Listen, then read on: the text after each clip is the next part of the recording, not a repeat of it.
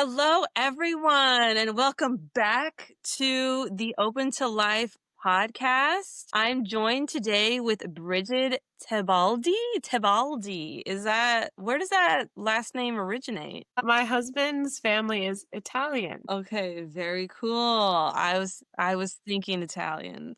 Tebaldi. Well, I'm excited to have you on my podcast and to learn from you. I just discovered Bridget a few weeks ago through Instagram, and I really admire the work that you're doing through your ministry. And I'm looking forward to talking about it. So, thank you for being here today. Thank you so much for having me. I'm excited to chat. Great. So, can you share with us a bit about your story, who you are, what led you to the work that you're doing? Specifically, I believe you're a coach to help women heal from birth trauma. Exactly. Yeah. So I am a mom of five little kids, ages 1 through 9.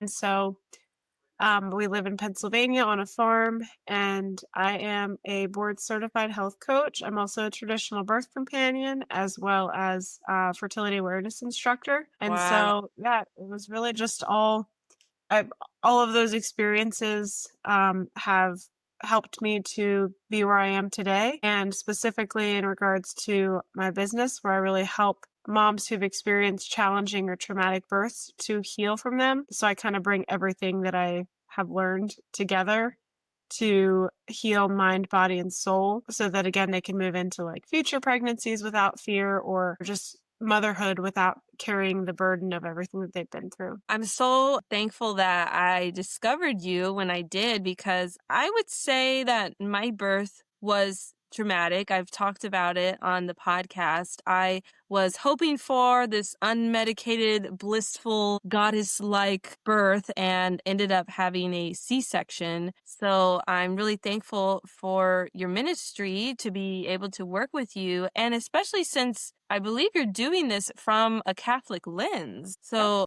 Yep. could you share about how your Catholic faith has shaped or influenced your calling to this work? Yeah, for sure. So I really want to do this from a Catholic perspective because there's just obviously so much beauty and truth to everything in the church. And really coming at it from like my little tagline is like emulating Mother Mary, embracing womanhood, Mm, because Mother Mary is the one who ultimately like raised Jesus. And obviously, like we kind of knew what would happen in terms of raising him, like he was going to become the best person ever. But that's really what we're all striving to. And she did it in the perfect humility of doing the dishes, the laundry, cleaning the house, like doing all the normal things that are just what it means to be a mother. And she did it with such joy and such presence. And that's really what we're all called to do. But unfortunately, we live in a fallen world and we have these different things that happen to us that really pull us in different directions. And so we really try to draw on the strength and the presence that Mother Mary offered to Jesus so that we can raise saints of our own someday. Was there a moment for you that you felt God clearly calling you to accompany women in their birth trauma recovery? Yes. So, I was sitting in my little like chair that we have, call it the prayer chair, Nice. and I was praying rosary, and I got to the end and was praying the litany of Loretto. And I've always loved the litany of Loretto, and I've always had this really great devotion to Our Lady. I'm one of those who I obviously love the saints, but I never really like connected really with one of them in particular. And so I kind of just clung to Our Lady. And when I was praying the litany of Loretto, I got to this place that in it where it says "Cause of our joy," and it was just like light bulb. It was like, oh, like I need to do something with this. And so I didn't know exactly what, and it's been definitely a process, but I knew that I was being called to do something more than what I was just teaching fertility awareness. And I just knew it was something more than that. And so I really was exploring it and taking different turns and asking God for like that clear sign, which just it never came. And so, but what did come is like whenever I would take the action, then it would become clear what the next step was. And so I just kept taking action and doing the things until I finally was led to the place where I am now. And it's just really snowballed. And God's given it kind of a mind of its own.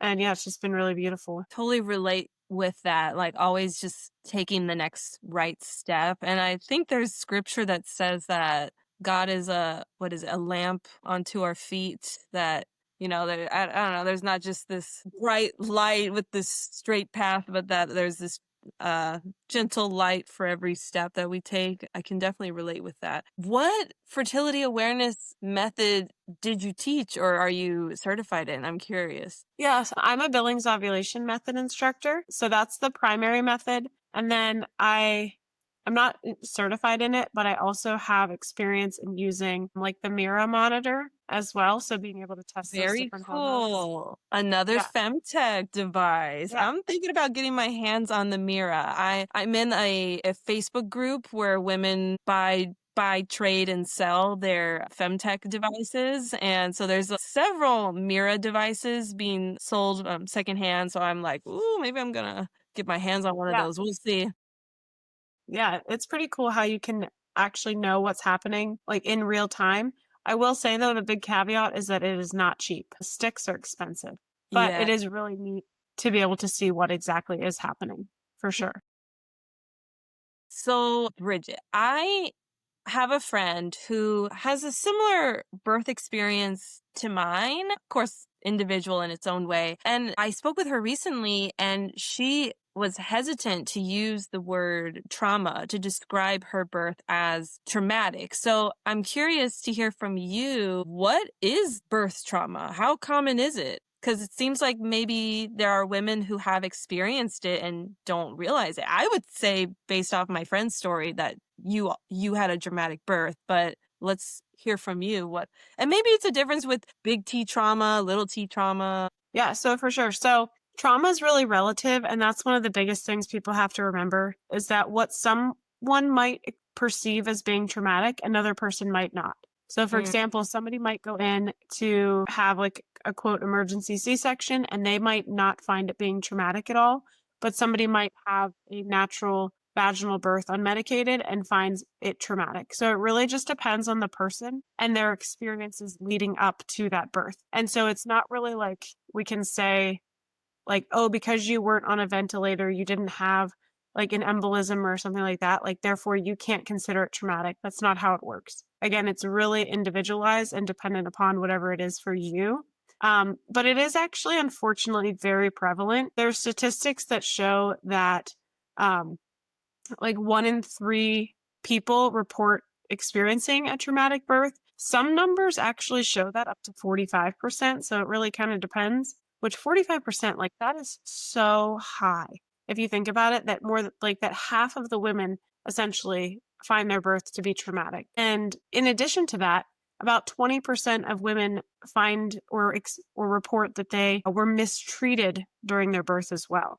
And so these numbers are insanely high when in reality, it does not have to look like this. It does not have to be like this. But we've been sort of funneled into this system that works really efficiently, but is not very good at making sure that moms are supported, dads are supported, babies are supported in a way that feels really like normal and good. It's really all about like, what is it that the hospital is comfortable with, the doctor is comfortable with, not necessarily making sure that the mother and the father receive informed consent so that they can make their own decision based off of what they're comfortable with. So it sounds like from what you're saying, even if you have healthy baby, healthy mom, the birth is considered successful by medical standards. There could, even in that scenario, be birth trauma. Oh, yeah, for sure, 100%.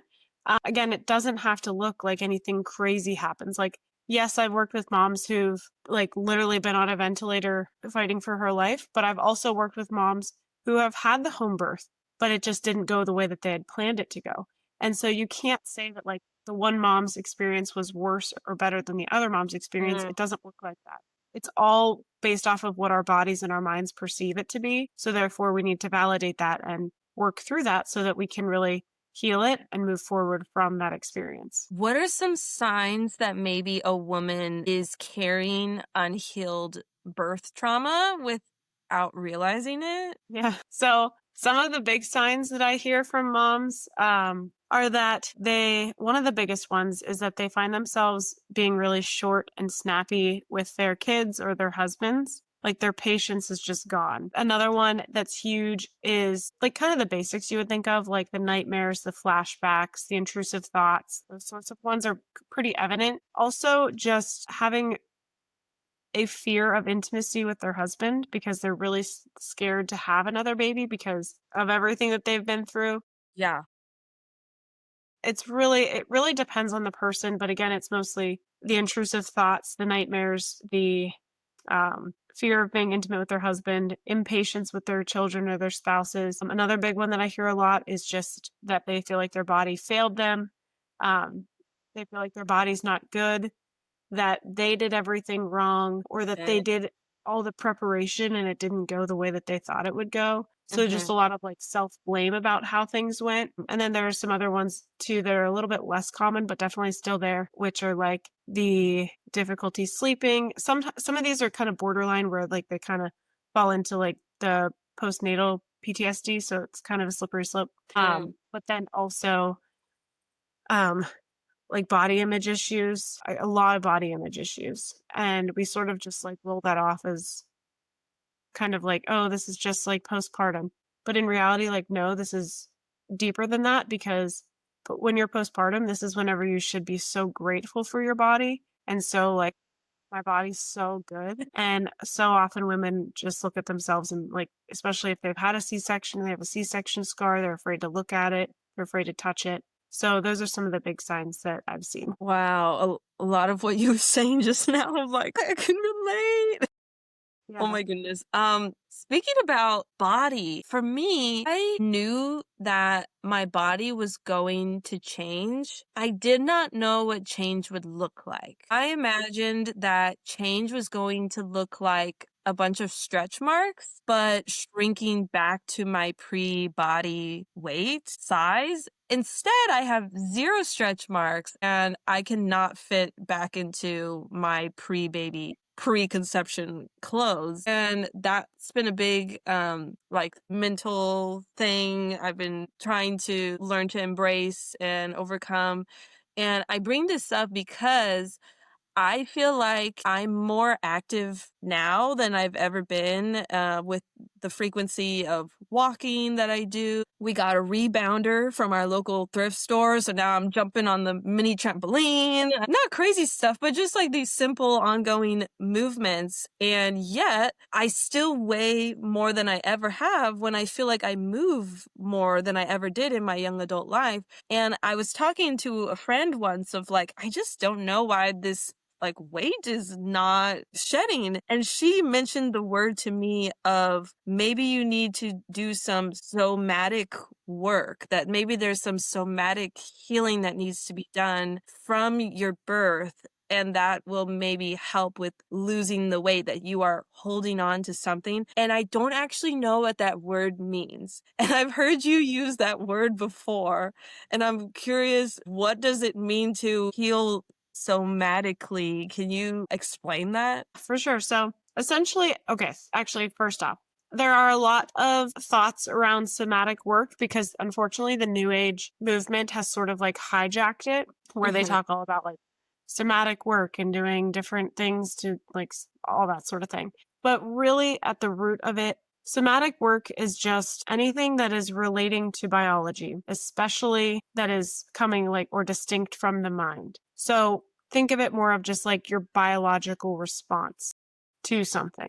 And so what that means is that your body is going to be holding on to certain traumas or stresses as a way Mhm. to help protect you and as a protective mechanism so that if that thing happens again, your body tries to understand how to respond to it. And so in the case of birth, I like, for example, a lot of women report that they feel like powerless during their birth experience. Like things were done to them, people were talking at them, that sort of thing. And so, what their body might remember is this like freeze response when it comes to a situation like that. Or it might remember just like the fawn response, which is where it's just like say yes and like please everybody. So, somatically,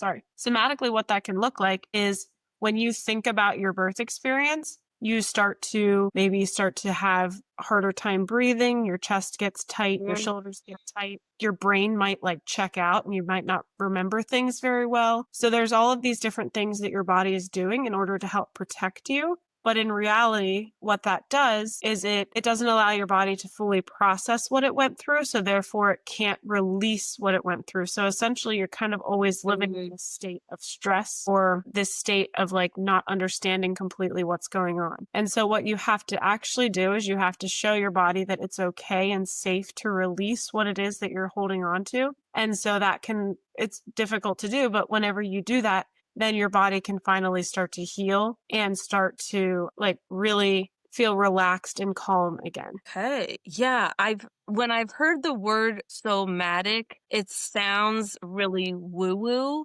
Yeah. I know it's one of those things of like people are scared of what they don't know. So there must be a way that you can do things somatically that is not woo-woo. But I wanted to ask you that because uh and then I'm curious of how our Catholic faith can influence our approach to healing from trauma. What role could you say that prayer, sacraments, spiritual direction can play in the healing process? Yeah, I mean, it's huge because ultimately Jesus is the one true healer. And so if you invite him into your healing and you ask him to do the job for you, that's whenever you're actually going to see like changes versus if you just try to do it all on your own, which is what a lot of like the more new agey side of things is or they put their healing upon somebody else. So somebody else might say like, I'm a healer or I'm like help, like that sort of thing. We don't believe that. We believe that Jesus is the one true healer. And so by doing different spiritual practices like prayer, certain meditations that are asking him to do the work and we are inviting him into it because really that's all that God wants. He wants us to work, but he doesn't want us to do the work ourselves where we can rest in him as long as we are doing like the physical work here on earth. Like he will do the rest of the hard stuff. And so engaging with the Eucharist, confession is obviously super, super powerful. And just seeking help from other really faithful people is going to work wonders because sometimes, like, yes, you could do this on your own, but it can be so helpful and you're going to heal so much faster if you can have that outside source looking in on you. It's almost like think of yourself like you're in a bottle and you can't read that label. But somebody else on the outside can clearly see what the label says and can tell you what that label says. And so it really is so important to have that help, but making sure that that help is rooted in Christ, because if not, that's when you really can kind of go off the rails. And so like today I was in a session with a client and we were talking about something and I was like, I have to remind you, like the devil hates you. And he loves that you are thinking this and that you are feeling this. He loves it. And she was like, wow, because she knows it, but it sometimes is really helpful to hear it from the outside perspective, to hear like that the devil hates you and that these thought patterns that you have are exactly where he wants you. And sometimes just having that little bit of encouragement is enough to really make that shift and invite God in so that you don't have to do it all on your own. So this is a pro-life, pro-NFP fertility awareness podcast. And I would say that the work that you are doing is honoring the dignity of mother and child. One common misconception of people who are pro-abortion that they think of pro-lifers is that we are just pro-birth and we don't think to care about what happens next after the mother gives birth. And maybe there are some people out there like that. I, being a pro-life activist, have never met someone like that. Maybe they're out there, but I'm just curious to hear from you of how can birth trauma coaching, birth healing coaching ministry be a part of a pro-life response to the needs of mothers? Yeah, I mean, like you just kind of said, where there's so much around motherhood and especially postpartum, moms are kind of forgotten. Like everybody is rightfully so excited about the baby, like so excited that there's this new person to love on. Again, very rightfully so. But it really does kind of push mother to the side when in reality, that baby is still so dependent on the mother for nervous system regulation, obviously for food, for comfort. And that's something that a lot of people forget, is that the baby is still really imprinting off of the mom. So if the mother is calm and peaceful and happy, the baby is probably going to be calm and peaceful and happy. If the mom is stressed and worried and anxious, the baby is going to be like that too, because the baby, this is biological, by the way, the baby has an immature nervous system. And so therefore the baby cannot process its own feelings, like, and I don't mean feelings like how you're probably thinking of feelings, but like its own environmental stimulants. It can't process those in the same way as an older person can.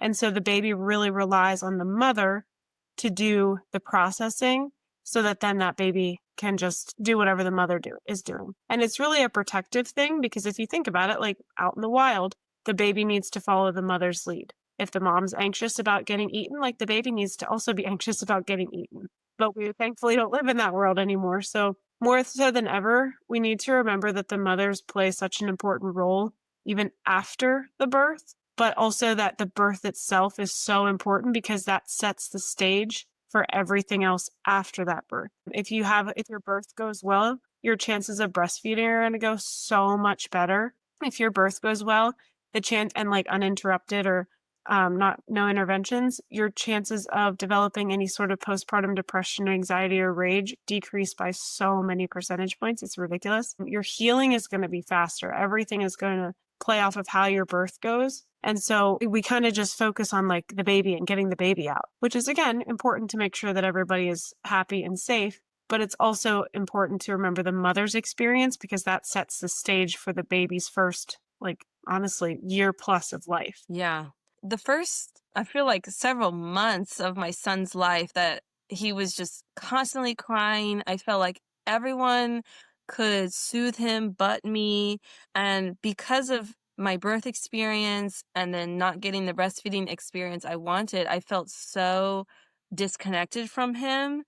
But then someone shared to me that the baby can feel your energy, like what you just touched on. And once, like, if you're stressed, he can feel that. And once someone shared that with me, that was a total, like, 180 flip in my mind of, like, I don't want him to feel what I am feeling. And that was a real game changer, I feel, for my relationship with my son once I had that mental shift.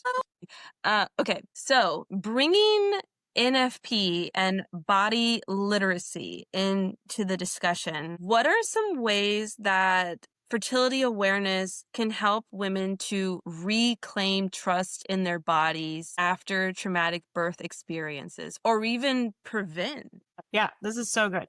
Okay, so I could talk about this a lot. Okay, so the importance with understanding your body really starts with understanding your cycle. Because if you can understand what's happening in your own cycle, what you're going to do is you are going to be able to feel those really subtle changes in yourself, and you're really going to be able to articulate those changes, and you're going to notice them, like, again, they're going to be like so small, and you'll be able to notice that. And the important thing with that is that then you carry that self-awareness into pregnancy and birth, and you'll notice when something is kind of off, or you'll notice when everything is fine, even though somebody else might be saying, like, you're 44 weeks or whatever, like, your baby should have been out weeks ago. And you might say, like, I can feel that everything is fine. And so it starts by learning what your body is doing and by trusting that your body knows what it's doing. Because if you can understand that you might have, say, a 28-day cycle, and maybe you get sick one week and like your cycle stretches out to like 34, 36 days or so, like that, that's going to show you, like, oh, my body's really wise and it needed this extra time to rest before like moving into things again. And so again, you're going to keep carrying that knowledge over into different areas of your life. And especially in regard to pregnancy and birth, you're going to notice when things are different, and you're going to have that trust that things might be different than what you wanted, and that's okay. And so, like, for example, with baby number 5 here, I technically was 5 weeks overdue if I went by the traditional model of things. Yes. But because I knew exactly when I ovulated, even though I still hadn't had any like postpartum periods yet, I knew exactly when I ovulated. He was born literally right on his due date based off of my calculation. Mm. And so I guarantee if I had been in the medical system, he would have been born probably at least 4 weeks early or so. And it would have been like 41 weeks technically.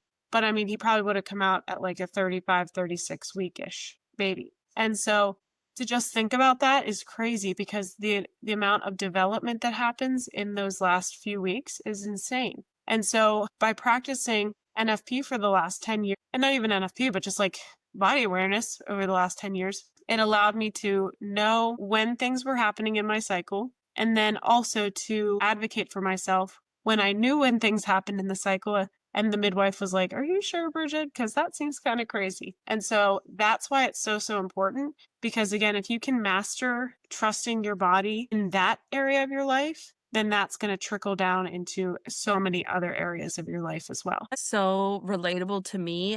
Well, first of all, my son was an NFP surprise, but based off of my charting, I knew when I ovulated, and somehow God still brought life into the world, even though we were very much TTA. That's a whole story of its own, my miracle child.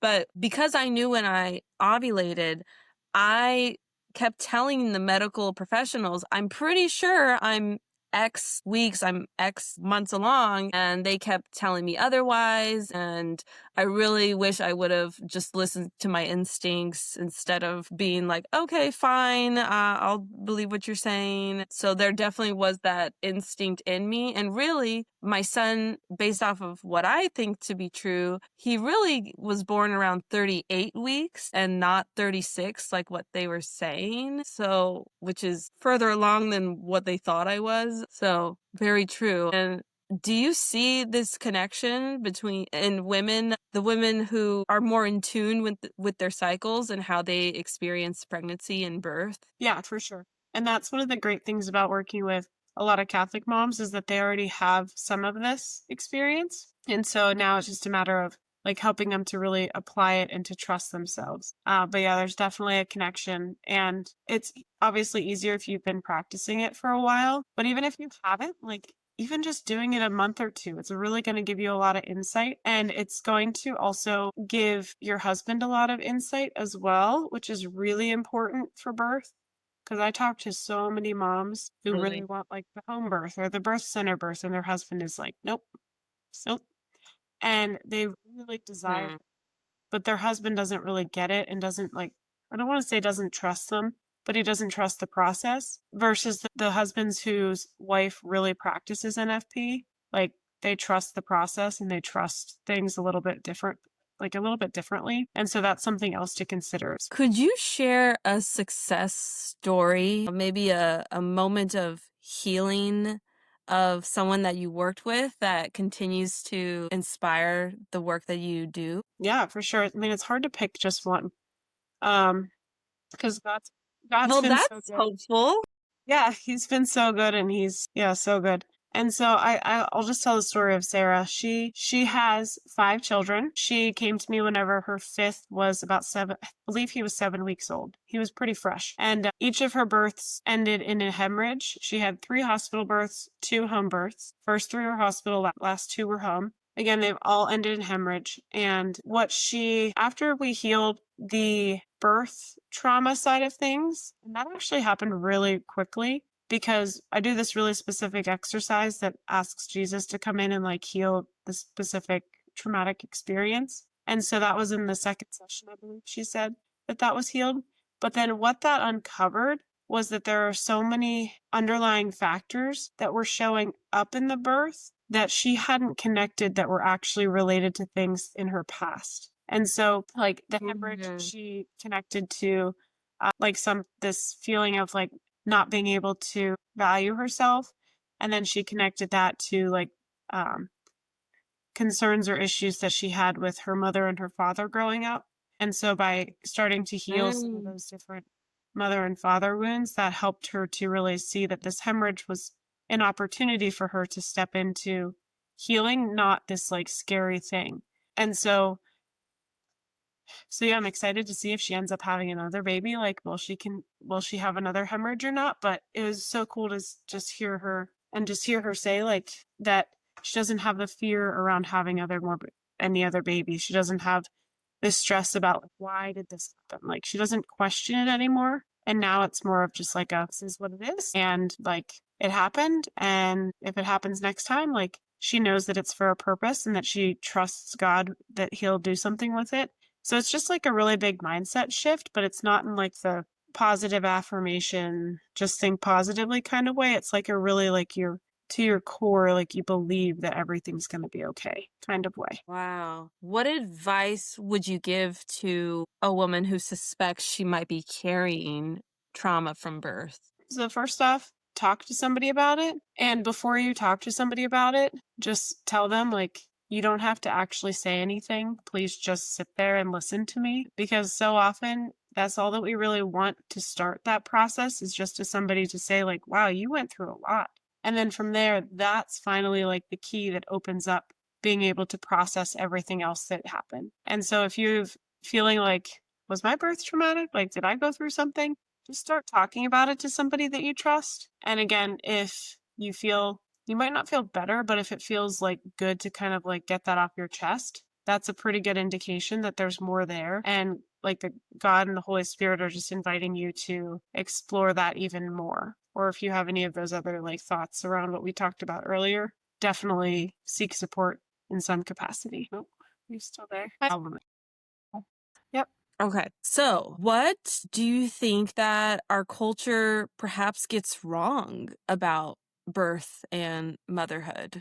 That is a loaded question. There's so much This that I is could about the broader cultural reflection. yes, there's so much that I could say about this. Oh man.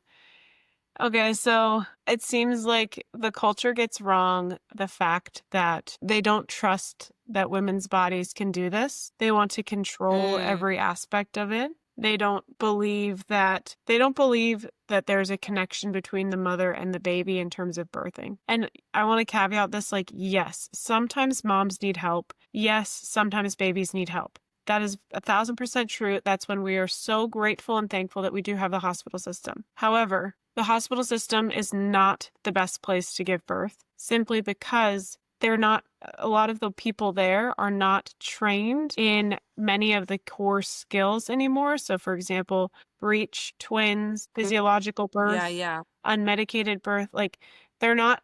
My son was breech. Yeah. And if as soon as they find out a baby's breech, it's like pretty much automatic C-section. When in reality, if you look at the statistics, the actual statistics, there's no significant difference between a breech delivery, vaginal delivery, and a head down vaginal delivery. Again, no statistical significance difference-wise. There's a slight chance of an increased risk of complications, but it is so slight. But instead of taking that chance, they send them to the OR, cut them open, when in reality, there is so much greater chance of things happening with a C-section. You're going to have scarring. You could potentially cut through the bladder. You could have all of these different things happen. And so that's not really talked about. We just have this fear around birth. And that's probably the biggest thing is just this fear around birth. And I really think it's because it's not something that we can control.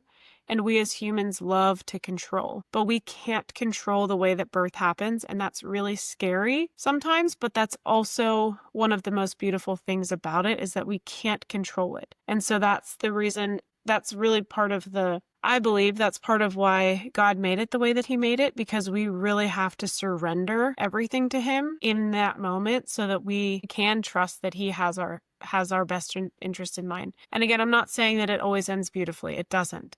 Unfortunately, like sometimes babies pass away, sometimes babies have complications, sometimes moms pass away, but that's kind of, I don't want to degrade it at all, but that's life as well, where it's like, we're not going to live forever. We cannot control every single situation. And that's scary, but that's also kind of the way that God has made it. And so that's probably what it really comes down to is just that a lot of fear and that we really like to control things and it's really scary not to control everything. What are some ways you would love to see the church step up to support women in the postpartum period or even just new moms in general? Yeah, I actually was asked this question yesterday.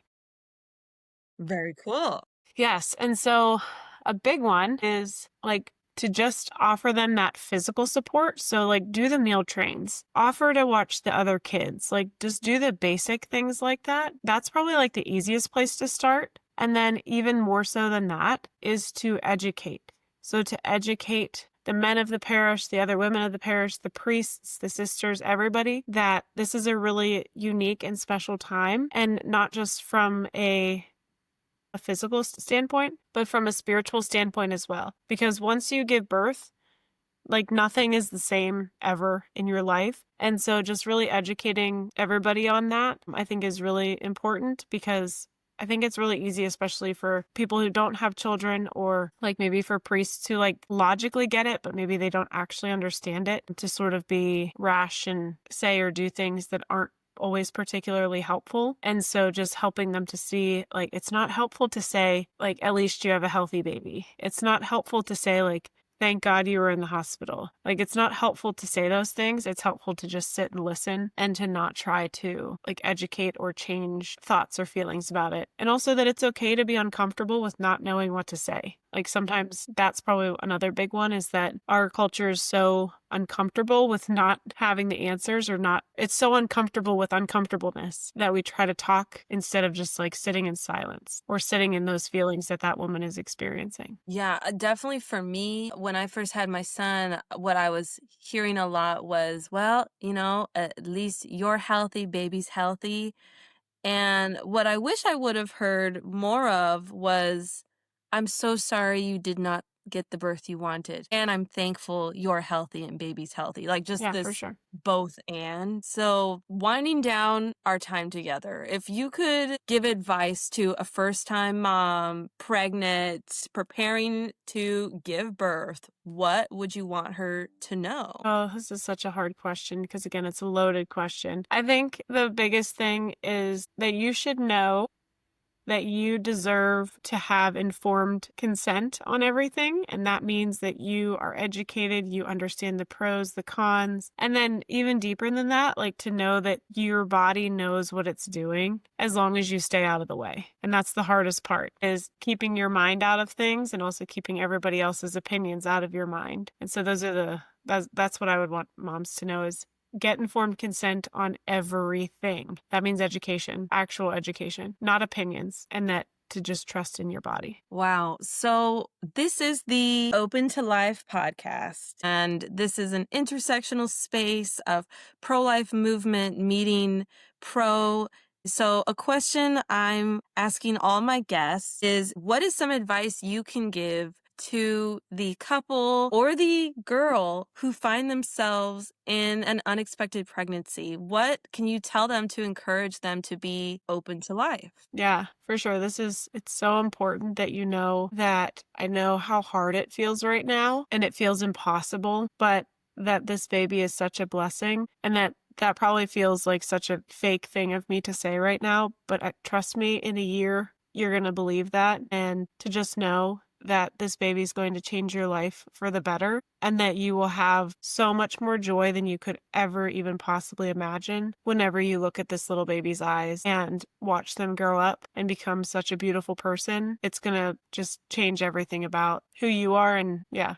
So I know it feels impossible right now, but just keep going and trust that God has a plan for this and that everything's going to work out for your good. So true. Second we hang up, I am joining my husband and my son at the park, and I will be enjoying that quality family time. Brigid, I am so thankful for you for coming on the Open to Life podcast. Please share, where can the listeners find you, connect with you for coaching, or learn more? Yeah. So best place is probably Instagram. It's just at brigid.tebaldi. And I also have a website, loretowellness.com. That's LORETO wellness. And yeah, I have tons of free resources. I have a community if you want to join it. It's a really great group of women.